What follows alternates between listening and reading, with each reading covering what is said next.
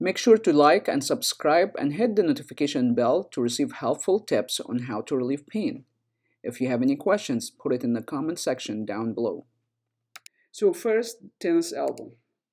Okay, so that's actually when you look at my elbow here, this is when you start to have issue with the outer part of your elbow here. And that's usually called tennis elbow, lateral epicondylitis. And the outer part, and you start feeling pain with when you're moving your wrist, and it's radiating to your forearm and wrist.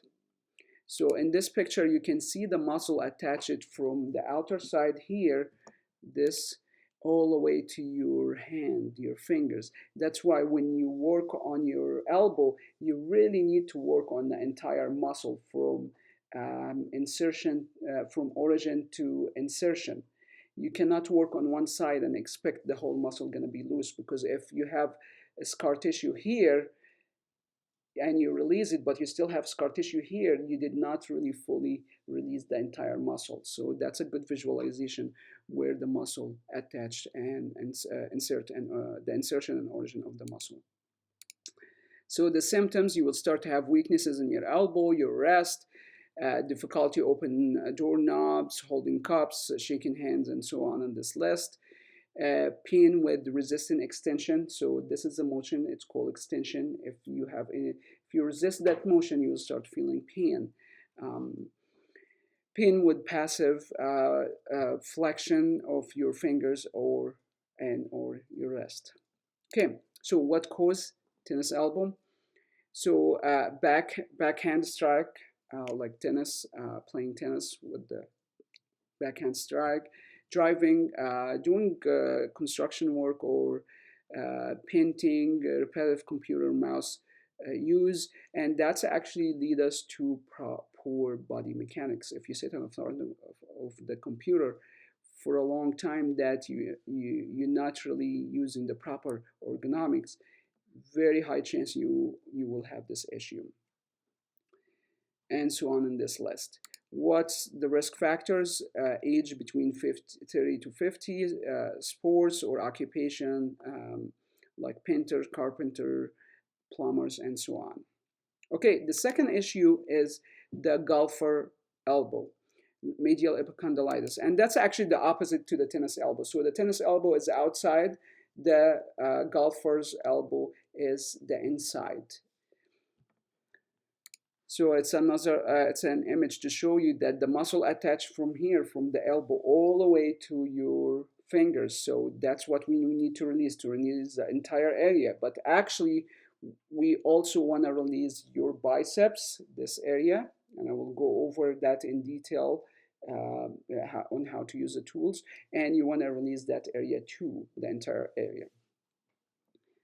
So symptoms, you're going to feel pain inside here, weaknesses in the elbow and the wrist, difficulty opening doorknobs, holding cups, and so on, and wrist flexion and pronation. Pronation is twisting.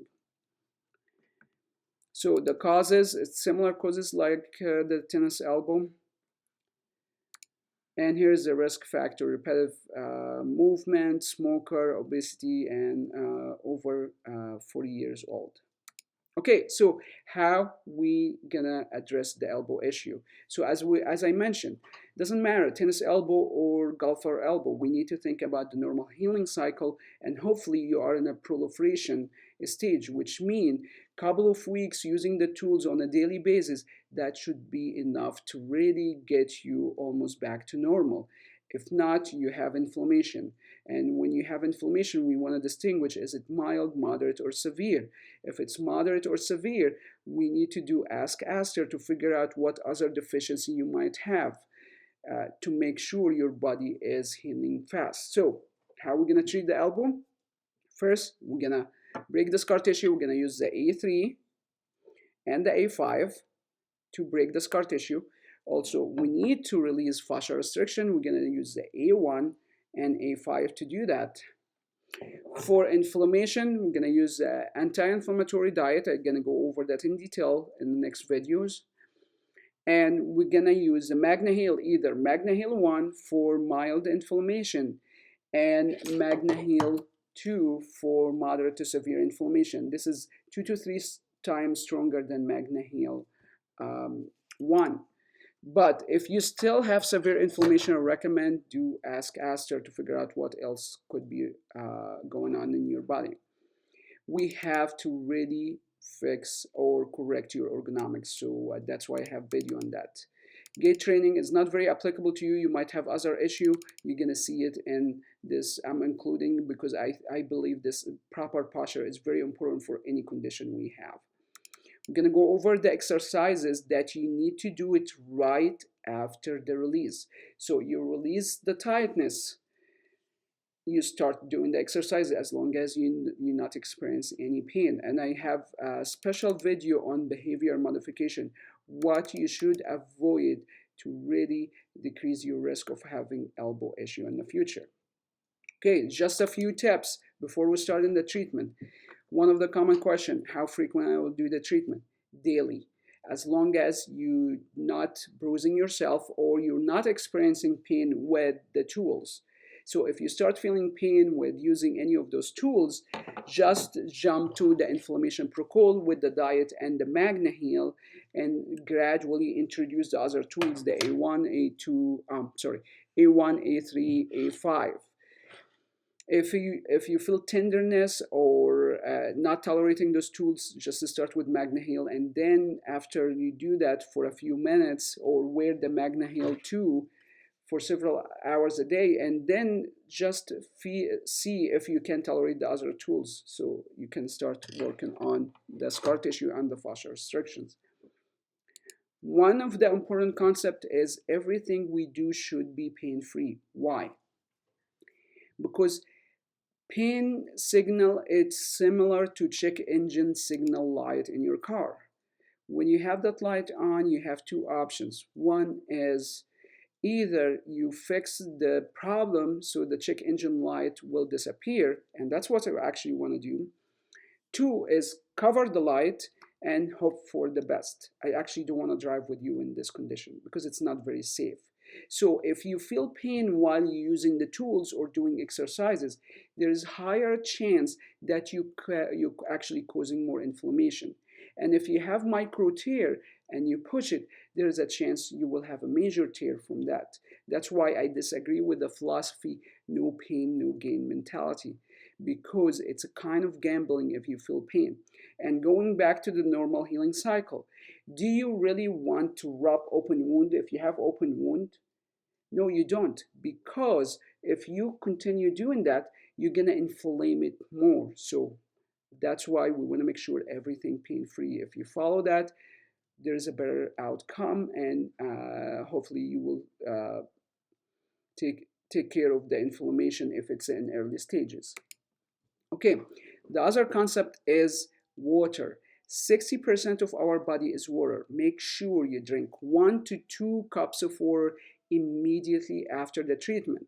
Going back to the fascia layer, the fascia layer is very thin, and you actually need to have enough water so the fascia will be smooth and gliding. So if you dehydrate it, you do the release, you don't have the water that actually will help the gliding the tissue. So make sure you drink water, half of your body weight in ounces. Okay, sanitize that instrument before use and after. You can use alcohol or essential oil diluted with water. Don't use any chemicals. All right, so that's conclude our video, the foundation video for the elbow self-treatment. I will see you soon in the next videos. Welcome back everyone. In this video I will go over how to use ASTR tools to work on your elbow pain. So first we'll start with the A1. As you see, it has a rubber. This is what we're gonna use to release the superficial fascia and apparatic fascia. It's 2 parts. If it gets off, just push it back on. I designed it for very good reason for the to be taken off. So to use the A1, it's very simple. You just grab it on the fascia layer. Really need to grab very good on the fascia layer. When you feel restriction, that's where you're gonna do your circles. Then after that, we're gonna use the A5. There's a couple of ways to hold it. First way is just put your 3 fingers inside there, and you're gonna palpate with your hand first to feel the nod. And when you feel a nod, that's the area you're gonna push on with the rubber. After you finish with that nod, you move on, palpate with your hand to see if you have any other nods. It's very typical. You will feel it like from the inside and outside of your elbow, like when you have tennis elbow or golfer elbow. The A3, it has several curvature, as you see in the camera here. Each curvature to match the body part. We already put some lotion on it. We're gonna put more lotion, and the way to use it is you hold it like a hammer, and we're gonna put some more lotion on it and sweep the whole area back and forth really firm. Gonna do the back of your arm, the forearm. You will see the spots of the scar tissue, and you're gonna feel the grinding and the vibration in the tool. And after we finish here, we'll show you the spots of the scar tissue. Make sure to cover the whole area. We'll turn your elbow around and do it inside. Let's put more lotion on it. And we'll get to this area really, if it's not painful, and do it. Now we're gonna clean up, and we'll show you where you see the scar tissue. That's the map of the scar tissue where you have redness.